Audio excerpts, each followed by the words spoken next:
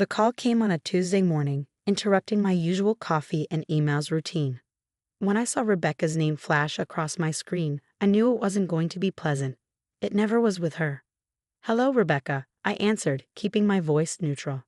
"I've sold the house," she announced without preamble, her tone dripping with satisfaction. "The papers are signed, and the new owners move in next week. I hope you've learned your lesson about respecting your elders." My name is Olivia Matthews, and the house Rebecca was so smugly talking about was my childhood home. The one my father had left me when he passed away 2 years ago. Or at least, that's what Rebecca thought. "The house?" I repeated, fighting to keep the amusement out of my voice. "You mean Dad's house?" "Don't play dumb, Olivia. You know exactly which house. The one you've been squatting in rent-free since your father died." "Well, that ends now. I found buyers who will actually appreciate the property." I took a slow sip of my coffee, remembering the meeting I'd had with Dad's lawyer, Mr. Harrison, just days after the funeral. Rebecca had no idea about that meeting, about the documents we'd signed, or about the real ownership of the property. "That's interesting," I said carefully. "And you're sure everything's legal?" She scoffed. "Of course it's legal. I'm his widow, and the house was in his name. You may have been his precious daughter, but I have rights too. Maybe next time you'll think twice before questioning my decisions about the remodeling." There it was. The real reason behind this power play. 3 months ago, I'd stopped Rebecca from gutting the house's historic features: the hand-carved banisters, the original hardwood floors, the stained glass windows my father had lovingly restored over the years.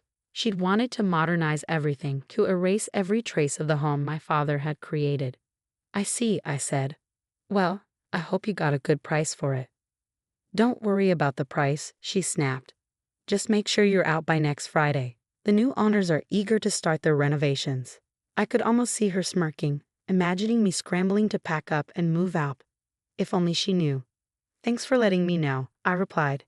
"Goodbye, Rebecca." As I hung up, I couldn't help but smile. Rebecca had always underestimated me, just as she underestimated my father's foresight. She thought she knew everything about our family's affairs, but there was so much she didn't understand. I picked up my phone again and dialed Mr. Harrison's number. "Olivia," he answered warmly. "I was expecting your call." "She did it," I said. "She actually tried to sell the house." "Did she now?" I could hear the amusement in his voice. "Well, this should be interesting. Would you like me to set things in motion?" "Yes, please. And Mr. Harrison, make sure the buyers understand exactly what's happening. I don't want innocent people caught in Rebecca's mess." After hanging up, I walked through the house, my house, running my hand along the walls my father had painted, the door frames he'd restored, the window seats where we'd spent countless hours reading together. Every inch of this place held memories, stories, pieces of our life together. Rebecca had married my father 5 years ago, when I was 23. At first, she played the part of the caring stepmother perfectly, all smiles and sweet words. But after the wedding, her true colors started showing. She tried to drive a wedge between Dad and me, made snide comments about our close relationship, and constantly pushed to change things about our home. Dad saw through her eventually, but by then his health was failing. In his final months, he called me into his study one evening while Rebecca was at her weekly spa appointment. "Livy," he'd said, using his old nickname for me, "I need you to trust me. Things aren't what they seem with Rebecca, and I've made arrangements. When the time comes, go see James Harrison. He'll explain everything." I'd wanted to ask more questions, but Dad had been so tired, so weak. 2 weeks later, he was gone. Rebecca had barely waited until after the funeral to start asserting her authority over the house and everything in it. She'd moved my father's belongings into storage, redecorated rooms without consulting me, and made it clear that she considered herself the sole owner of the property. What she didn't know was that my father had seen this coming.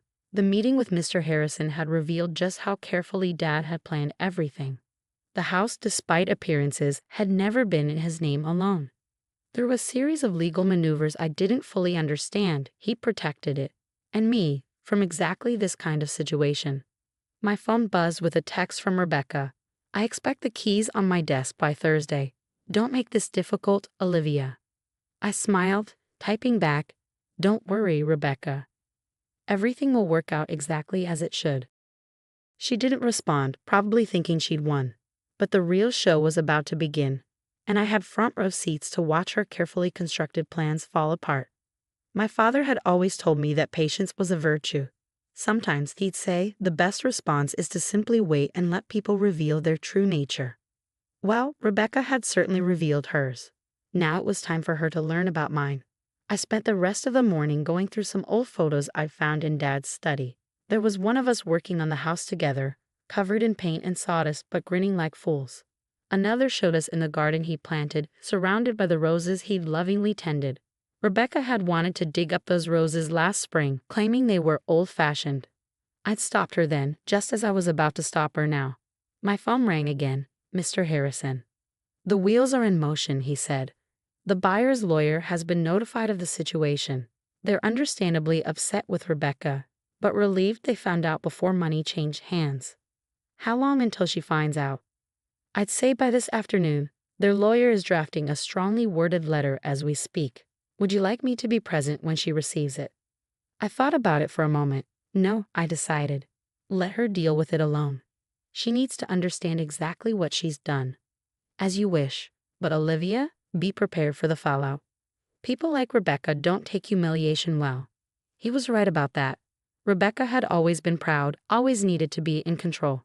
Finding out that she tried to sell a house she had no right to, that she'd made a fool of herself in front of potential buyers, it would hit her hard.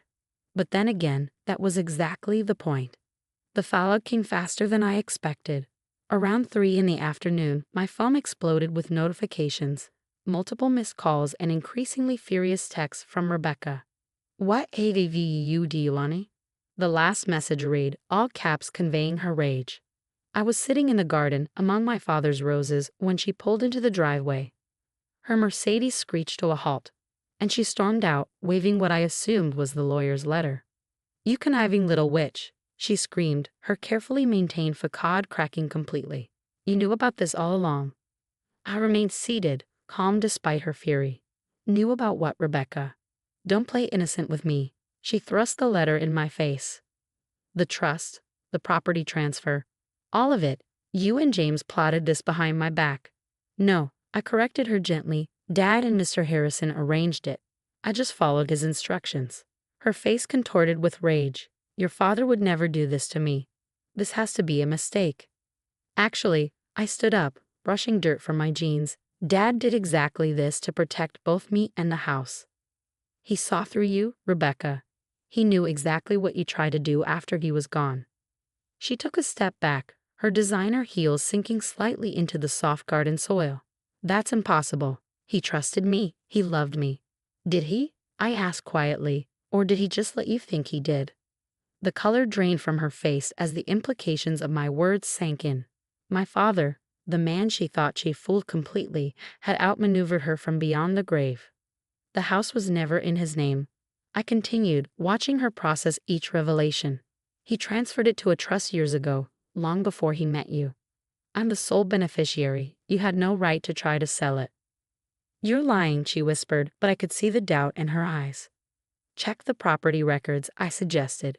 "They're all public. Dad made sure of that too. He wanted everything to be transparent when the time was right." Rebecca's hands were shaking now, crumpling the lawyer's letter. "The buyers, they're threatening legal action. Do you have any idea how humiliating this is? Almost as humiliating as trying to throw your stepdaughter out of her own house." I countered. "Or maybe as humiliating as spending years pretending to care about someone just to get their money." She flinched as if I'd slapped her. "You don't understand anything about my relationship with your father." "I understand more than you think. Dad told me everything before he died, about the prenup you refused to sign, about the mysterious withdrawals from his accounts, about the men you met with while he was in the hospital." Her eyes widened. "He knew. He knew everything, Rebecca. He just waited, watched, and planned. Like father, like daughter, I suppose." She took another step back, her expensive suit now stained with garden dirt. "This isn't over," she threatened, but her voice lacked conviction. "Actually, it is," I replied, pulling out my phone. "I've recorded this entire conversation. Would you like me to add it to the file Mr. Harrison is building about your attempts to illegally sell property you don't own?" For the first time since I'd known her, Rebecca was speechless. She stood there, surrounded by my father's roses, looking completely lost. I'll make this simple, I said. Leave. Leave the house, leave me alone, and most importantly, leave my father's memory alone. If you try anything else, any more schemes, any more attempts to take what isn't yours, everything comes out. The affairs, the money, all of it. You wouldn't dare, she hissed. It would damage your precious father's reputation. I smiled, channeling the same quiet strength I'd always admired in Dad. His reputation can handle the truth, Rebecca. Can yours? She stared at me for a long moment, calculation visible in her eyes. Finally, her shoulders slumped slightly. Fine, she spat. Keep the house. Keep your little victory, but don't think this means you've won. I already have, I said simply. I won the moment Dad saw you for who you really are. She turned and stormed back to her car, her heels sinking into the grass with each angry step. As she drove away, I noticed she dropped the lawyer's letter in the garden. Picking it up, I smoothed out the crumpled paper. The legal language was complex, but the message was clear. Rebecca had no claim to the house, had never had any claim to it, and her attempt to sell it constituted fraud. My phone buzzed. A text from Mr. Harrison. How did she take it? About as well as we expected, I replied. But I think she's done. Your father would be proud, he wrote back. He always said you were stronger than anyone knew. I looked around the garden, at the roses Dad had tended so carefully, at the house he protected so thoroughly. He'd known this day would come, had prepared for it in ways I was only beginning to understand. Rebecca had thought she was teaching me a lesson about respect. Instead, she'd learned one about underestimating people, both the living and the dead. The weeks following Rebecca's confrontation brought unexpected changes. The house felt different somehow, lighter, as if a shadow had been lifted. I spent my evenings restoring rooms to their original state, undoing Rebecca's hasty modernization attempts. One evening, while sorting through boxes in Dad's study, I found a letter addressed to me in his familiar handwriting. The envelope was dated just days before his death. My hands trembled as I opened it. My dearest Livy, if you're reading this, then everything has played out as I expected. Rebecca has probably tried to take the house by now, and you've learned of the trust arrangements I made with James. I'm sorry I couldn't tell you everything while I was alive. Rebecca was watching too closely, and I needed her to believe she had won. You see, I discovered her true nature about a year into our marriage, but by then she had already shown her hand. The mysterious illness that landed me in the hospital? Not so mysterious after all. I had James investigate the occasional dizzy spells, the confusion, the gradual weakening. Rebecca had been adding something to my evening tea. Not enough to kill me quickly, but enough to make it look like natural decline. I played along, let her think she was succeeding. Meanwhile, I made arrangements to protect you and everything we built together. This house isn't just a building, Livy. It's our legacy, every repair and restoration a memory we shared.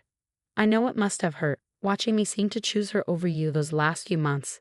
Please forgive me for that deception. I needed her to believe she had complete control so she wouldn't suspect what was coming. There's more you need to know. Check behind the loose brick in the study fireplace. I left something there for you. Remember, strength isn't always about confrontation. Sometimes it's about patience, about waiting for the right moment to act. I love you, my darling girl. Dad. I sat there for a long time, tears falling onto the letter. Everything made sense now, his distant behavior in those final months, the cryptic conversations, the way he'd insisted on having tea alone with Rebecca every evening. Moving to the fireplace, I found the loose brick easily. Behind it was a small USB drive and another note. Show this to the police when you're ready.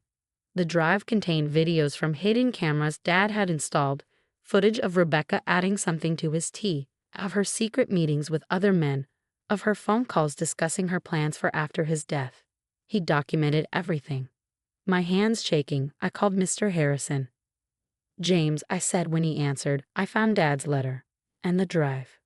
He was quiet for a moment. Are you ready to take the next step? I thought about it. The evidence on the drive was damning. Attempted murder, fraud, conspiracy. Rebecca wouldn't just lose her social standing. She faced serious criminal charges. Not yet. I decided. Let's keep it as insurance. For now, knowing we have it is enough. Your father said you'd say that. He replied, and I could hear the smile in his voice. He always said you had his sense of strategy. The next morning, a large envelope arrived from Rebecca's lawyer. Inside was a formal document relinquishing any claims to the house or my father's estate, along with a brief note. You win, Olivia. I'm leaving the state. Don't worry about hearing from me again. Just keep what you know to yourself. She'd found the cameras. Of course she had. She would have been searching the house for anything incriminating after our confrontation. The evidence on the drive was just backup. The threat of its existence was enough. I stood in Dad's study, surrounded by the life we'd built together, and felt a deep sense of peace. He had protected me one last time, taught me one final lesson about patience and strategy. The house remained as he'd wanted it, preserved, cherished, a testament to our bond. Rebecca's attempt to steal it had failed, just as her attempts to come between us had ultimately failed. In the garden, Dad's roses bloomed more beautifully than ever. I tended them carefully, honoring his memory in every flower that opened. Sometimes, while working among them, I could almost hear his voice. Remember, Livy, the strongest roots grow in silence, hidden from view until the right moment to bloom. He had been right, of course. Strength wasn't always about confrontation. Sometimes it was about waiting, watching, and letting people reveal their true nature. Rebecca had taught me about deception, about the masks people wear. But Dad had taught me something far more valuable: how to see through those masks, how to protect what matters most, and how to win without losing yourself in the process. The house stands, as it always has, a monument to love, patience, and justice served quietly but completely. And somewhere, I like to think Dad is smiling, knowing that his final lesson was well learned. As for the USB drive, it remains behind that loose brick, a silent guardian ensuring that some stories stay buried, at least for now. After all, as Dad always said, timing is everything.